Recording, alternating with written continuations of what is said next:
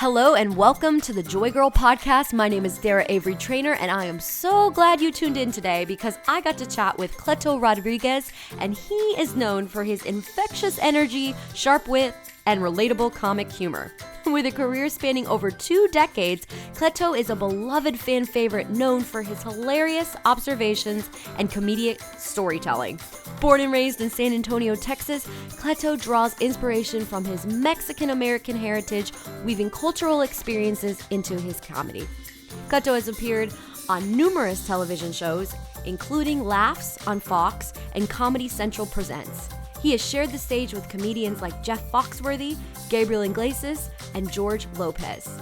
Today, we talk about joy in marriage, career, and everything in between that ultimately makes up a beautiful life. I'm so excited to share this special episode with you, so please help me welcome the very funny and extremely down-to-earth friend in the making, Cleto Rodriguez.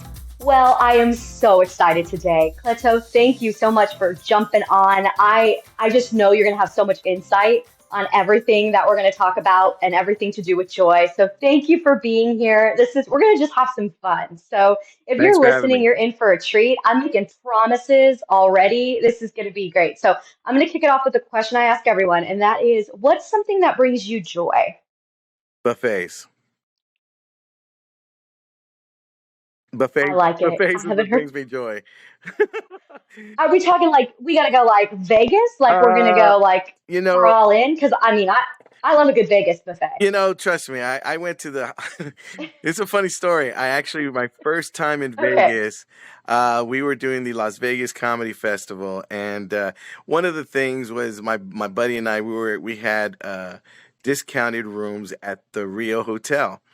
And Okay. their buffet it's like it says the world's biggest buffet, and they're not lying. I mean, you had every country, established, and from, you had little Italy over here, little China over here, little Mexico, pretty much everything. And I Nice. remember this was the day after I just got diagnosed as borderline diabetic. And the next day Oh. I'm there, and my buddy, I'm like, I walk in, it's like heaven. Oh, I mean, it was just like awesome. And I got like 2 big plates of food. There's nowhere near. I haven't even got the dessert yet, and I'm sitting there, and my phone rings. And it's my cell phone, and my friend looks at it, and it's my wife, and he goes, "Aren't you gonna hmm get that?" Your wife said, "No, no, no, no." I said, "Uh-uh." I said, I don't even know how she knows I'm here right now. I don't get how she knows I'm eating right now. Like she has some kind of radar sensor, something that just let her know that I was here. And sure enough, he goes, "You're not going to answer it?" I said, "Look here, Rich." His name's Richard. And I said, "Look, wait, my wife and I just got married. And I go, technically, if I never married her and I never got on her insurance, I would never gone to the doctor. So let's just say I went to the doctor next week and he told me this news about being borderline diabetic. So then I'll start then. And that's pretty much the story I had on my buffet right there. But no, I think what brings me joy is so many, uh, you know, honestly, what brings me joy is now peace. Peace brings me joy. Mm. Hmm. I always got a busy schedule, and when I got a chance to just take a moment to sit back, relax a little bit, and just kind of, meditate on what I just did and see if I did it right or wrong, that hmm kind of brings me joy. But if you ask me that question, it's kind of like it's one of those questions that I would have to go back, and there's a different season for everything. And for me, it's a different season now than it was 4 years ago or 3 years ago. And I have a different perspective on it. So, Yeah, no, that's fair. And I'm Italian, so food always brings me joy. Like I have so many memories of just smelling good Italian sauce growing up. My grandmother, my father, like and cooking and like serving other people in hospitality, like that brings me a ton of joy too. Just to know like everyone, because it just facilitates, I don't know, like community to me. yeah, Like food, you have to have food. Like it's not a party if you don't have food. And I absolutely. overcook for See, so I wish my wife yeah. thought So like I that. mean, I'm tracking. Yeah, yeah.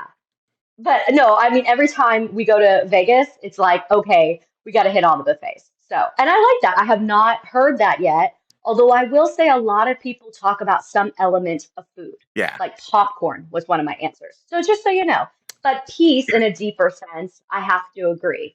Yeah. And reflecting on the things that we've done. So you touched on something. I never ever stick with anything I write because I get excited about things that you've already mentioned. So I have to ask, you have a very funny bit about proposing to your wife and it had to be extra, right? Which I get this. Poor Sean, he was in the same boat. And it was during Pictionary. So my Yeah. question, this is like so personally, like my own question. I don't know. Listeners are, I know they want to know too, though. Did you have to do a redo or was that the proposal?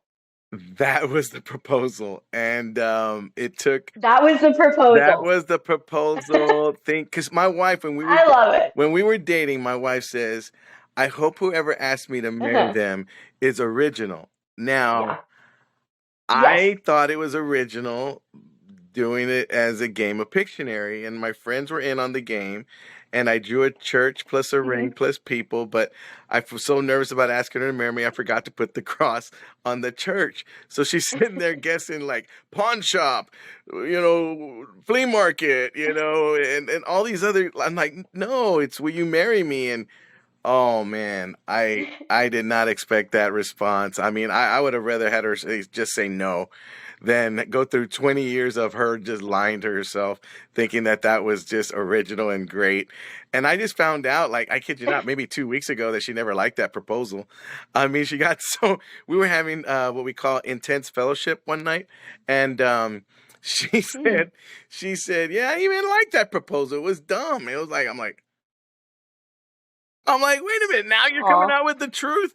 Now, and then, the way, I mean, I got to do the whole thing over because she told me when we were, Hmm. let's see, we're coming up on 25 years of marriage.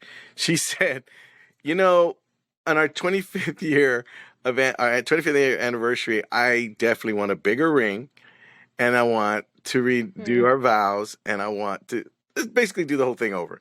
And I go, you did you not like the first time around? Yeah. And she's like, no, I didn't. No, not at all. And what made you think Pictionary would be so romantic? I mean, all my friends and everybody, got the ring and the wine glass and, and the champagne and all this stuff. And I said, well, I could have put in top ramen, but I mean, that would have been original, but it's like I didn't want to do anything like that, because that was an expensive ring. I mean, I was still making payments on it. And she just Right. she just kind of didn't see I mean, here I am. I thought it was a sweet move, but no, not her, not so much. So yeah, that was Yeah. the actual that was the actual proposal. That I love it. That's such a selfish question, but real quick of a long story with Sean. So he had come with a jewelry box over to my house, and I have Ring cameras. So I mean, you can't really be sneaky. I Yeah. saw the box, and of course, I'm like not one to play it cool. So I'm digging through every drawer everywhere in the house trying to find this box with a girlfriend of mine.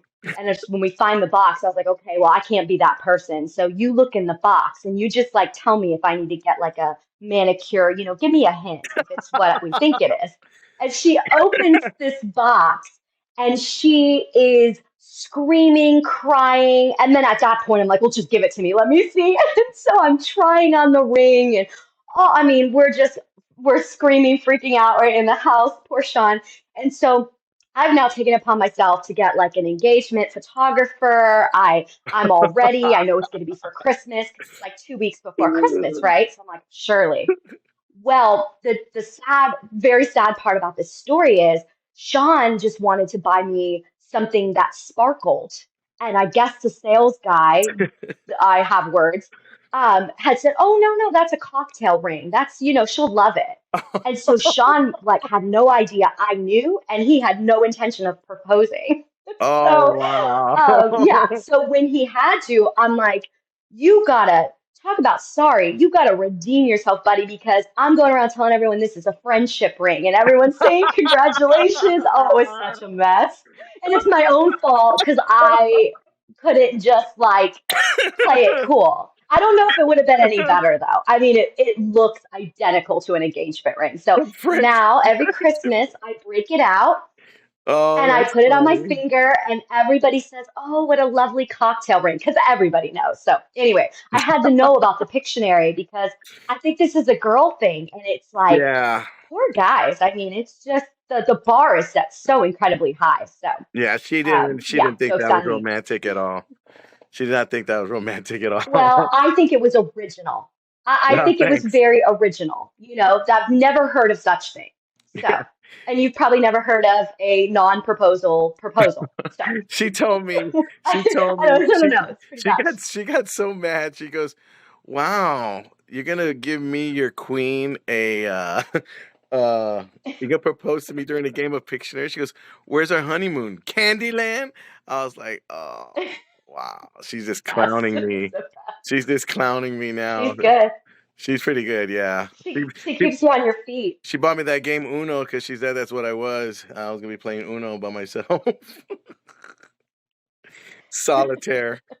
Well, yeah, you got to give her credit. So one of the things we have in common with our stories is so I married I have a beautiful stepson who I like adore, and I know you have two stepsons. So Hmm. can you talk? I have like a whole chapter in my book about joy, about your tribe, and your tribe are the people that are just there for you. They're Hmm. made up of perhaps family or friends, and sometimes our family, blended families look different. And so I know there's going to be people out there listening that fall into that category, and that's definitely an adjustment. So anything you found challenging with raising two of your stepsons, or things you would do differently, can you speak to that at all when it comes to blended families? When I met my wife, she had two boys, and then I had a little girl from my previous, and you know the the two boys, they just I really got blessed. I got blessed with two awesome. I mean, we don't like to use the word stepson. We just kind of just call them Hmm. sons, and I've helped raise them, and my job. I remember seeing when I met their dad when I was going to marry my wife, and I met him at a birthday party, and he said, "Hey, I heard you're going to be, marrying Lynette, and just wanted, you can be around my kids a lot," and kind of gave me the father speech kind of thing. And I said, "Look, my job is to let them know that, you know, you're their father. My job is to make sure they're healthy and taken care of till they see you again." I go, that was my promise to him. And I said, in the meantime, and along the way, I'm just going to take care of them, look after them like if they were my own. But I know that they're yours. And I wanted him to know that because I have a daughter and I ain't want her calling another man dad, and that kind of thing. And that was really meaningful to me at the time. But I just wanted to reassure him that, the father that because I mean he could not get along with my ex. I mean with his ex, my wife, and he was like, "Look, I don't even want to deal with her no more. I'm just gonna deal with you." So I was like the mediator and the middleman, and I was the calm one and that kind of thing. And but it was all respectful along the way across the board. And but I did get blessed with two awesome sons that just they have the highest respect for me, and me for them. And the one lesson that I did take from all of it in the beginning was the fact that I didn't. I remember I went to a men's conference, and they were talking about raising kids that are not your own, and you look at them and you see their dad, you see the antics, or you see some of the similarities, and you just kind of you feel like you're just going through the motions. And it wasn't until I went to that conference that they said that, as much as you want respect from them, you got to be able to give them their respect, and as living under your house, and with your, as a family. And one of the things for me was that as soon as I started realizing that, or I realized that, and I started, saying, you know what, that makes a lot of sense, and giving them their kind of like make like raising them in a sense of being able to enjoy not only each other but their surroundings, and build them with character, and so on. And that was one of the things that my wife and I really wanted to instill in them, and because they came from different. I mean, our household was totally different from their dad's household, and they were able to do whatever they wanted to do. And the challenge was that everything we built up all week would go out the window when they go to their dad's house for the weekend, and they're able to do whatever. Right. And it was this kind of a tough thing. That was probably the toughest thing. But for the most part, when they, I'll never forget our oldest boy. We were on him quite a bit, but he wind up going to the military. He's something he wanted to do ever since he was little, and he wind up going to the military. And he wind up thanking us later on for the character building, the discipline, the just being stern with him, and being able to teach him, because that stayed with him, and that was one thing that made him a stronger person, and he felt it when he was out in his 3 tours in Afghanistan. So that really helped us, along the way, that we can look back and say, hey, we did good with this one. This one, let's still see what was going on here. And but they actually both came out. I mean, they all both came out pretty good, and all of them came out really good. And but it's, we wanted their heart to be able to put others first, and themselves second, and they came through, and now we got our younger batch, my wife and I together. We have 3 together, and now it's like we're doing it all over again, and now we're a little bit more. Mm-hmm. I mean, you're talking about instilling, not only life lessons, but your faith on top of everything else, and just being able to show them what true love means, with each other. So that's been it's awesome. I think Yeah. once you embrace them, you got to lose the label of step. I mean, as soon as you lose that, then you'll be able to bring them in closer. There's no boundary, there's no barrier, and I think that right there is what really helped our family. Yeah, now do we have our ups and downs? Of course we do, but not a lot, not as many as a lot of families do. Yeah. Well, thanks for sharing. That's awesome. Luke calls me. He's like, I don't want to call you my stepmom because I've watched Cinderella. He's like, stepmoms are mean. He goes, I'm going to call you grandma. And I said, oh, how endearing. Thanks. Just what I've dreamed of as a little girl. So, That's but it's funny. fun, and it's yeah, I know there's so many families now that, it can be such a source of joy. I do believe it can, but there can be growing pains with Yeah, finding that rhythm for your family. So thank you for sharing that. absolutely. So, okay, now let's talk some comedy. So you're a clean comic, Yeah. and I'm curious how that journey began for you. Did you set out to say, like, there are some things, non-negotiables, that I don't want to talk or do certain types of maybe perhaps dirtier jokes? Or was this kind of a process that you went through? Because your stuff is awesome, but I Thanks. feel like it's something I can listen to with teenagers and not Yeah. have to apologize for the material. Yeah, I mean, when I first started doing stand-up comedy, I remembered that I grew up with Eddie Murphy and Richard Pryor and all these greats, Hmm. and I saw it and I said, that's what I want to do. I want to do stand-up comedy. I want to do I could do that, and started out as a dirty, filthy comedian, pretty much, and one day I met my wife, and my wife was a Christian woman and was not having any of that. And I was trying to bring her to the dark side, and that wasn't happening. And I remember we were dating, and she asked me, what is it you're looking for? And I asked her, what are you looking for in a relationship? She goes, I'm looking for a God-fearing man. And I said, well, I'll help you find him, and because that was not me at the time. And but sure Oh. enough, I remember. I remember I had went through a rough breakup with my ex, and long story short, Mm. she had did me wrong, and pretty bad, and I remember, I Mm. just was going on stage, and I was just venting, and I was just cursing and cussing, and just venting, basically doing the whole entertainer thing, and Mm. I fell deep into alcohol, and I remember just getting home from a gig one time, and I remember I came into my apartment. I was by myself, And it was it's an oxymoron, but it was the loudest silence I ever heard in my life. And I said, I'm gonna go ahead and I remember I prayed for the first time, and I remember the prayer, and it was like, God, if you're there, hook me up because I'm dying over here. I'm like drinking myself to sleep, and I'm just hurting hard. And I thought, at that time I needed, a female companion, and it wasn't that at all. I needed Christ in my life, and that's where 2 days later I met my wife. And it's so funny Mm. because I didn't think God made beautiful Christians because I thought they all looked Amish.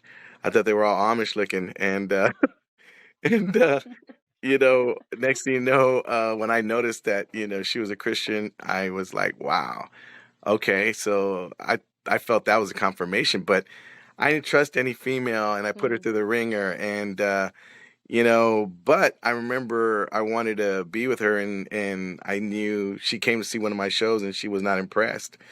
It just was so Mm. awful. And she goes, look, like I said, if this is not, I want a God-fearing man. If that's not you, I had no worries. I'll pray for you and so on.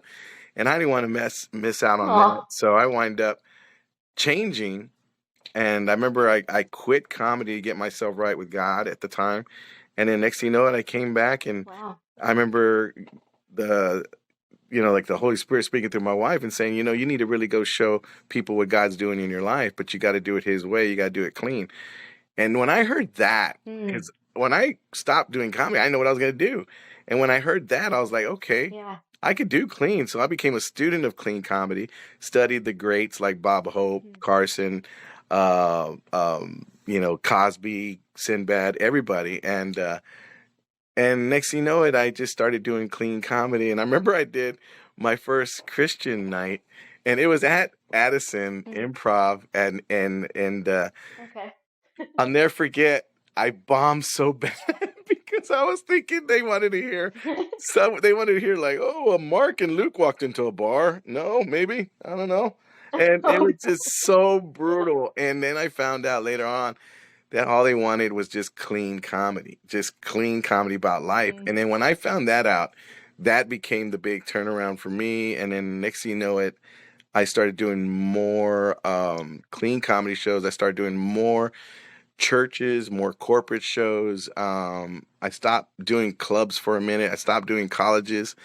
Um, and I just Mm. was, but then I also remembered it was deeper than that because I realized that my stand up was my ministry. And I was able to, Mm. I heard something when I did a show in Savannah, Georgia one time, and I bombed there. And it was for a show. It was a Southern Baptist church. And where I went wrong was when I said yes to fill in for my friend, who was not Mexican, by the way. And and I was there Mm. in a Southern Baptist church, and they didn't laugh at one thing I said, and they're all over 80. It was for a Valentine's Day dinner. No. And the hardest part Oh that night no. was putting up my DVDs in my suitcase because it was sad. It was just so bad. But it was not that I wasn't funny. It was the fact I was Mexican and they were gonna make a point at not laughing at anything I said. And it was sad. And I remember Mm. the two ladies from the congregation said, Mr. Rodriguez, we apologize for the way our church, our congregation treated you, and we that was not Christ. I go, you think? I was like, Mm. so that Wow. was. I remember going home the next day. They had a gentleman, an elder gentleman, taking me to the airport. And I remember just complaining to him, wondering, like, just like, why does God have me here? I thought He'd have me at the clubs. Why am I here? What am I doing here? And Mm. he said something I'll never forget. He said, son, Mm. God has you exactly where He wants you. He goes, and you have to understand something. Church is like a hospital. Mm. Not everybody there is healed. Mhm.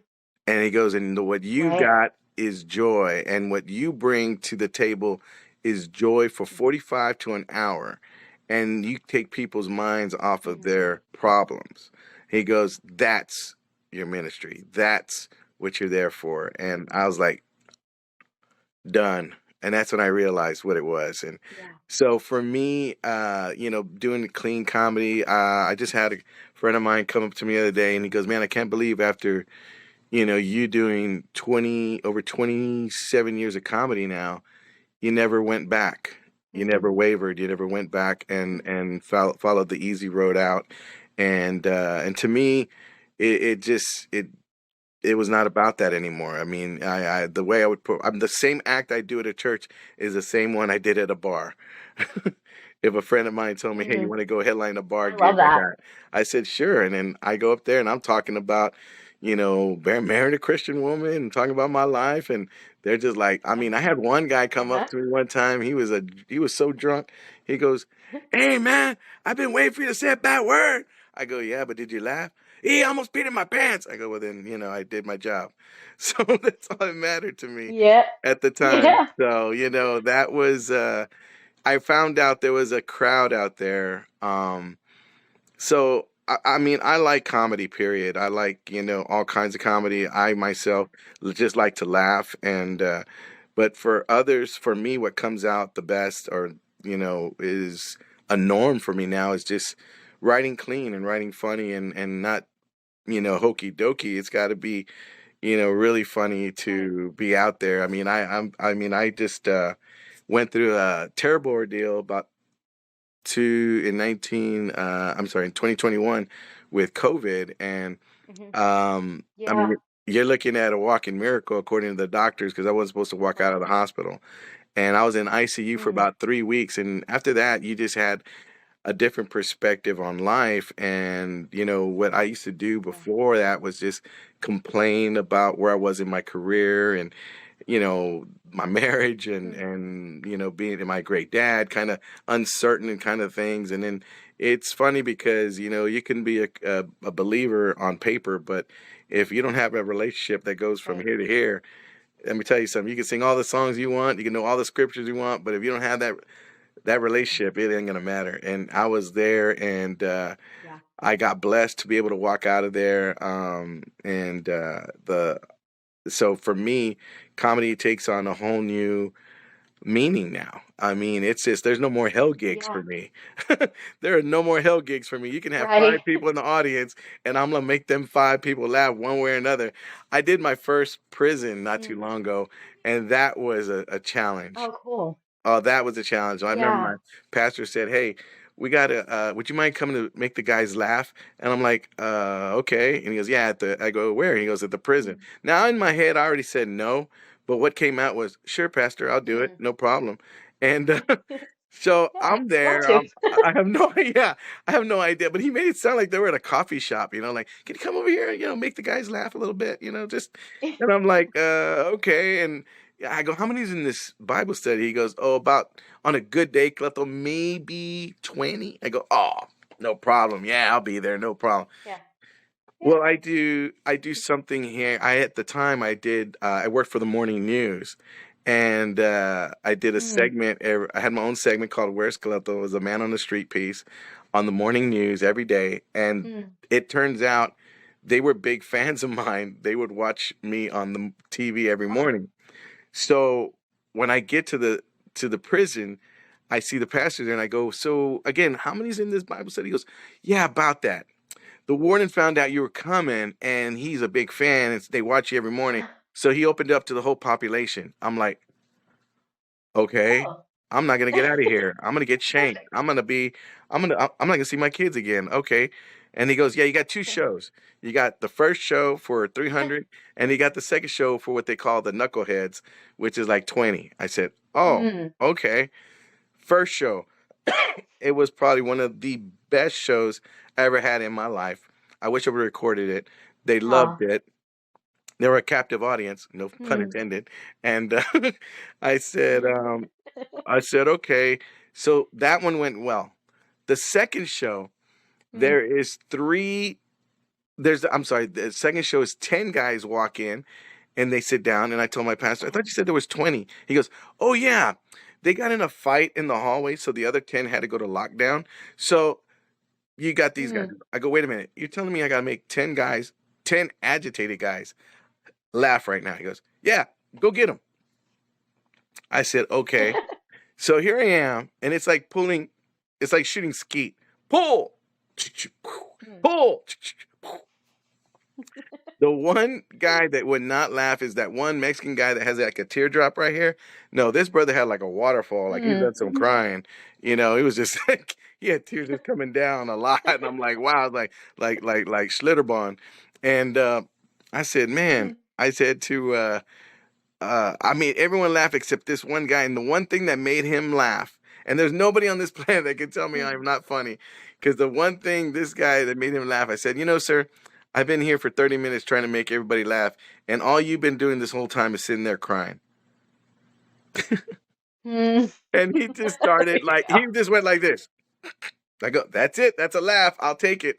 That's a laugh. I said, That counts. So that right there, the comedy, even in clean, and you do clean, even in a prison, you know, it's still the Mm. whole mark is making them laugh, the bottom line. And, you know, it's a lot of guys do it Right. different ways, but for me, that's the best way for me.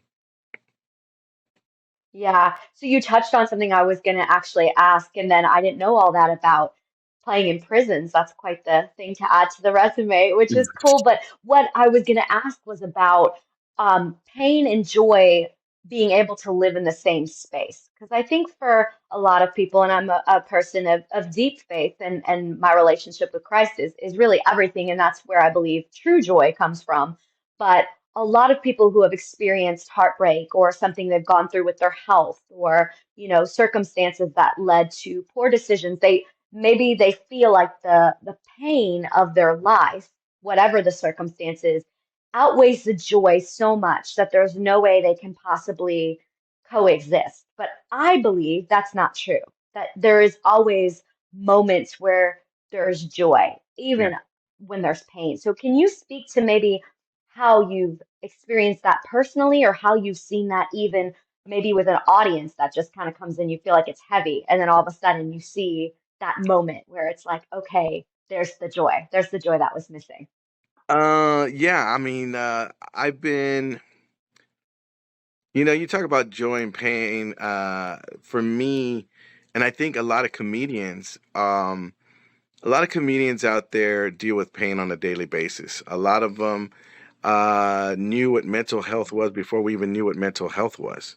I mean, they deal with Right. different scenarios, upbringing with their from their family life. They have again, I say comedians, and it could be musicians as well because of the songs they write and so on. And you know, you see, you know, they say that. You know, pain for comedians, you know, comedy is pain, and some the more pain you're in, the funnier you are. And I mean, take Mhm. Robin Williams for instance. I mean, nobody had no clue Right. that this guy was just so full of, you know, energy and joy and, you know, happiness, and he was just, but he was the most unhappy guy around, and not nobody knew it. And that's why I say earlier that comedians deserve an Oscar because they hide behind their fears, and they hide behind their rejections through comedy, and that's the wall of defense for a lot of them. And some are able to mask it with alcohol and drugs and so on, and then there's some that can't, and some that deal with it on a daily Mm. basis and they get anxiety and so on. So for comedians, they're living with that joy and pain, meaning the pain within themselves, but the joy that they bring out to others on stage. For me, Right. you know, on a personal level, I remember when I got really sick, and you have a platform as and being on TV and so on, that you're open season to a lot of folks. And one thing I found out Mm. is there's a lot of keyboard cowards that are that need a lot of Mm. prayer because they come at you for whatever reason. And I remember when I got sick, I had half of the city praying for me and the other half dogging me because unfortunately I wasn't vaccinated, and that was the biggest thing for them because everyone had an agenda at the moment, and they were going to use me one way or another to make that point, and whether it was on Right. this side or that Mm. side. And I realized how cruel some people could be, And for a minute, you want to defend yourself. I mean, let's just put it this way. Long story short, a lot of people texted, wrote on social media about me, and I responded, but I had to delete it. God didn't let me press send. He didn't let me We've press all been send. there. Oh, I wanted to press send so bad. And there was one guy that I had to answer him because he got under my skin. And he said, Cleto, all that money that they helped raise for you, you should have probably gave that money to a family that didn't ignore science. Now, Oh. I said, okay, now, first of all, sir, let's just get this out of the way. I flunked science. Let's get that out of the way. I flunked science. All right. Second of all, when was science class? Was it after humanity class or before compassion class? Because the hypocrisy you're talking about Mm, makes no sense. You care if I'm vaccinated, but you don't care if I live or die. Because he goes, if you die, it's on your mm, own. So I go, that makes no sense. I said, does your mm, mother know you're using her computer? Does she? Does she know you're using her computer? mm. So you're gonna get in trouble, son. So you might want to, get off the computer. So I mean, it just was so Wow. brutal that you can have somebody Mm, fighting for their life and having to deal with right. that. And it was just my wife was like, "Get off that. Get off social media. You don't need to be on there, and Yeah. just keep doing what you're doing, and just pray for them." And that was pretty much what I had to do. And but yeah, I mean, it gets to a Mm. point where after a while, you get tired of turning the other cheek because it's already sore. You're like, oh, I think it's Yeah. bruised now. I think it's Well bruised said. now. So, but other than that, it's like the one part that was joy for me. I mean, my wife, I really felt for her because the hardest part of the whole being in Mm. ICU for 3 weeks was my father-in-law was just two Oh. doors down and he had COVID Mm, and unfortunately he didn't make it. He, um, he, uh, mm, he had, what is it, Alzheimer's, and he was 78 years old. And I couldn't even go check on him. I was two doors down. I couldn't go check on him. And that was the hardest part. But oh. the CEO of the hospital let us all go, my in-laws go and be with him for his last, few hours, of his life. And, that was a blessing. So we're able to do that. And, other than that, we just, you know, now I find joy in everything. I mean, I thank God for everything. Mm, I rather than complain, I thank him now, and even more so. And I can't thank him enough mm. for the opportunities that I get these days, and just be able to try not to lose myself in myself. So yeah, I think Yeah. there's a lot of joy and there's a lot of pain, and I think comedians need to resolve a lot of this pain, and they do it through stand up. They do it on stage. Right. Right. Yeah, no, very well said. I think that any artist of any type expresses, and it's a lot of times it's therapy. Oh yeah. I grew up around a family of musicians, and so I grew up singing and doing a lot of things, and I find that that's like a release to be able to go up and some people it's their greatest fear to be in front of an audience. Others, it's like this is my chance to pour out kind of the things I would bottle up and to release it. But I do think joy takes on different forms when you are confronted with something very difficult, and then when you are able to say, by some miracle, grace of God, I survived, and then that perspective on just gratitude to say, things don't look nearly as bad as they did before because I've been given like a second chance, so to speak. So my final question to you is going to be kind of a fun one. So you haven't read the book, but I'm curious if you were to write a book on joy, what would be a chapter that would need to be included? I just feel like having fun. This is nowhere written down, but so obviously gratitude, and then I've teased a couple things that are in there. But what would you say, like for someone who's just maybe needing more joy? What would be one thing you would think they would absolutely need to incorporate into their life to be able to have joy? Uh, you know, I would probably say, uh, it's that's a good question.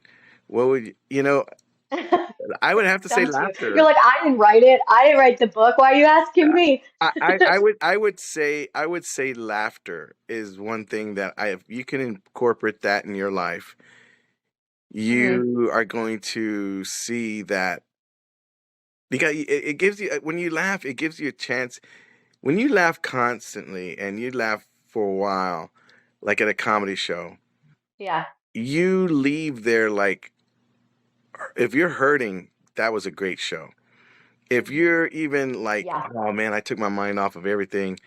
I mean, that was a great show. If you feel a little bit, exhausted, I mean, from laughing, I mean, that is a Mhm. big win for you because it's you're releasing every Yeah. laughter, I think every laugh you're releasing something, worry, doubt, Hmm. timidness, something to where it's gonna lighten your load a little bit. Hmm. And I think if you can include laughter and chocolate addiction, that might work out too. So I mean, seriously, you can you can't go wrong either way. You can't go wrong either way. And so I would probably say, yeah, those two things, laughter and a chocolate addiction. Yeah, that would be it. I love that. Eat more chocolate and laugh every day instead of like, an apple a day or whatever. No one wants an apple. Let's just have No, some chocolate. just chocolate. I mean, Oh, trust me, I you get a agree with good you. chocolate. No, Yeah, thanks. no, for sure. I agree. I live with funny, and so I agree. And there is something about every day just being able to find something to laugh about. It is amazing how that just changes the whole atmosphere of the room to just be lighthearted and not always take everything so seriously. And so thank you for what you've chosen to do with your life because I think we all do. We need more laughter and we need more opportunities to go out and to not be so serious. The world is serious enough. I love a good drama, but like life can be drama. Like we need to just laugh. And so thank you for doing that. And thank you for doing that in a way that's super creative and being a storyteller, but not needing to get the cheap laugh, so to speak, and No, I remaining appreciate that. family friendly. That means a lot. I Yeah, mean, it yeah. makes it worth it. And I mean, my creative part it needs work because I got to work on the next proposal. But yeah, other than that, I should be okay. Yeah. Well, as long as you don't buy a diamond ring and say, "Oh no, no, this is for friendship," I think you're already you're doing better than that story. So you That should is be. so Yeah, I don't funny. know. I would definitely say don't ask Sean. Don't ask my Sean. That's not his strength. He had talked about a So, flash mob actually when he for real proposed. He was oh going to do a wow, flash, which I like a good show. So that's all I can throw out that into your what creativity process. So good Well, let, luck. let me tell you, I don't love your husband. I adore that man. He's been a really good friend of Yeah, mine for many years, and he he's is awesome. just like he was one of the nicest guys when I first met him, and Yeah. he was actually waiting tables at the Improv, and I mean there was the whole crew there. Hmm. I loved going to the Yeah. Addison Improv, and I remember, I mean, I actually literally thought about moving up there at one time, and because it was just such a great Mm. community and like a lot of good comics that I got a chance to meet, and then the wait staff and everybody, and Yeah. it was just so much fun. And then going, I mean, I haven't been there in years, but he's just Right. one of those guys that I'm so proud to see him. I was shocked to see him at the LOL over here a while back, and he said he was over here every now and then doing stuff. I say, oh my gosh, Hmm. I can't believe I haven't seen him in forever, and it was so good. I made my heart really excited when I saw him, and he's just a great guy. And then we saw him again for the Keenan thing, and he got the chance to meet my wife and stuff. Yeah. So that was pretty cool. Oh, oh, that's cool. Yeah, I'm very biased, but he is. He's hard to be mad at because he just has such a genuine way about him and he's just kind with no agenda. He's kind to, I see it all the time. He's just kind to people. And I think that is a real gift. And I don't know, it's convicting to me who grew up like as a believer. And sometimes I'm like, come on, Sean, like you don't have to. And I'm like, why am I saying this? This should be something that I should be like encouraged by, but it's just like a beautiful thing that he just does no matter what. And yeah, I learn from him daily on that, and especially on joy. So thanks for Yeah. saying that. I echo it fully, and thanks for being so awesome. This was so much fun, and I Ah, think we thanks. covered a lot of stuff. So I appreciate it, and yeah, you're a blessing. So keep making people laugh from prisons to churches to clubs and Well, I'll all the in try. I'll between. keep trying. That's for sure. Well, I appreciate you having me on, and if you ever have come up with any other questions, let me know. I'd love to be on again.